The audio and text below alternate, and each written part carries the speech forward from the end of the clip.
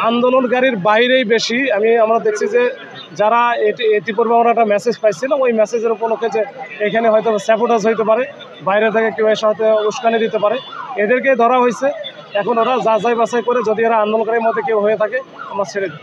ছেলেরা চলে গেল, মেয়েরা কিন্তু ওখানে বসে পড়ে এবং তাদেরকে পানি মারা হলেও তারা তারপরেও থাকে। এরপরে আমরা হালকা একটা গ্যাস আমরা দিয়েছি, কাঁদানো গ্যাস, যেটা চোখে লাগে।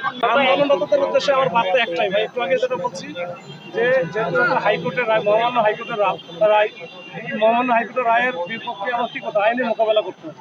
ওখানে তারা অলরেডি কিন্তু আপিল করেছে। তো আপিলের পরে তারা যদি ভালো ব্যারিস্টার উকিল যায়, ধরো ওই দিকে কাজ করতে হবে, এখানে তো রাস্তায় আসলে কাজ হবে, এটা দিয়ে কেউই কথা বলবে না। ওরা বারবারই মনে করতেছে রাস্তায় আসলে ওদের চাকরি ফেরত পাবে, চাকরি পাবে, এটা আসলে ওদের ভুল ধারণা। আমি বারবার বলছি কিন্তু তারা শুনতেছে। এই ভাই, গত সপ্তাহে উপদেষ্টা বাজমুন তাদেরকে বুঝিয়ে আপনি পাঠিয়েছিলেন যে উপদেষ্টার সাথে কথা বলার জন্য, সেই বিষয়টা নিয়ে না, আমি এর আগে চেষ্টা করছি, একবার তো ওদেরকে পাঠালাম হচ্ছে মাননীয় প্রধান উপদেষ্টা কার্যালয়, ওখানে ওনারা কথা বলে এসেছে। ওখানে মাননীয় প্রধান উপদেষ্টা এপিএস এর সাথে কথা বলেছে, এটা উপর লেভেলে দিয়ে আসছে। পরে ওরা বললো যে আমরা সচিবালয়ে যাবো। আমরা পরে সচিবালয়ে কথাবার্তা বলে আমরা মাননীয় প্রাথমিক গণশিক্ষা উপদেষ্টা মহোদয় ওনার ওখানে পাঠালাম। উনি নিজে অনেক সময় দিলেন, ওদের সচিব মহোদয় সময় দিলেন, ওনাদের কথা ধৈর্য সহকারে শুনলেন।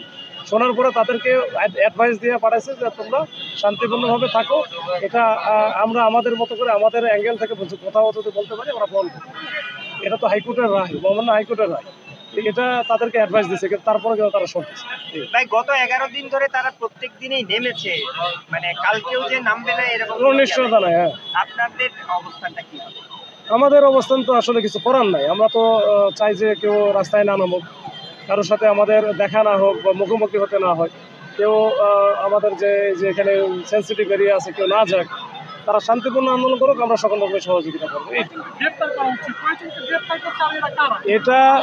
এটা আন্দোলনকারীর বাইরেই বেশি। আমরা দেখছি যে যারা ইতিপূর্বে আমরা একটা মেসেজ পাইছিলাম, ওই মেসেজের উপলক্ষে যে এখানে হয়তো স্যাবোটাজ হইতে পারে, বাইরে থেকে কেউ এসে হয়তো উস্কানি দিতে পারে, এদেরকে ধরা হয়েছে। এখন ওরা যাচাই বাছাই করে যদি এরা আন্দোলনকারীর মধ্যে কেউ হয়ে থাকে আমরা ছেড়ে দিই। আমরা সংখ্যাটা আমি এক্সাক্ট জানি না, 4-5 জন হবে মনে হয়, 5-4-5 জন। কতজনকে আটক করেছেন সেটা যদি বলেন। আমি 4-5 জন হতে পারে। তারা কিন্তু ছিল শাহবাগ থেকে হঠাৎ করে দুপুরের পরপরই, এখন থেকে আধা ঘন্টা আগে তারা বললো যে আমরা প্রেস ক্লাবে যাবো। ওদের আসলে বিষয়টা ছিল, ওরা মূলত হাইকোর্টের যে রায়টা ছিল তাদের এগেনস্টে গেছিল। আজকে একটা রায়ে হওয়ার কথা ছিল, এটা ওরা জানে। পরে এটা ফার্স্ট লিস্টে আর ছিল না, আজকে এটা উঠায় নাই। যেহেতু উঠায় নাই তো ওরা পরে হয়তো উঠাবে কয়েকদিন পরে। এই বিষয়টা ওরা খুব ভালো করে জানে, কিন্তু ওরা ইচ্ছা করে আমাদেরকে বলছে আমরা প্রেস ক্লাবে যাবো।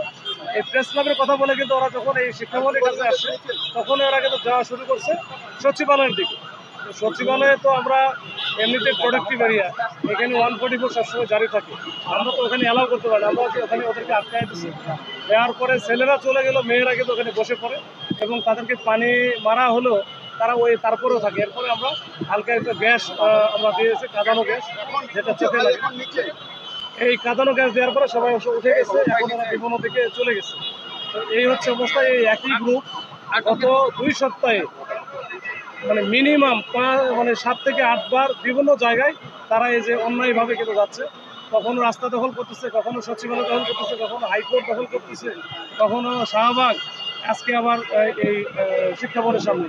তা আমি এটা বারবার তাদেরকে বলেছি যে যেহেতু এটা কোর্টে গেছে, হাইকোর্টের একটা রুল, হাইকোর্টের আদেশ বা রায় হয়েছে, আপনারা ওইভাবে আইনগতভাবে এটা মোকাবেলা করেন। কিন্তু তারপরে তারা রাস্তায় থাকতেছে, তাদের ধারণা যে রাস্তায় গেলে আমাদের চাকরিটা আমরা ফেরত পাবো, এই হচ্ছে তাদের বিষয়।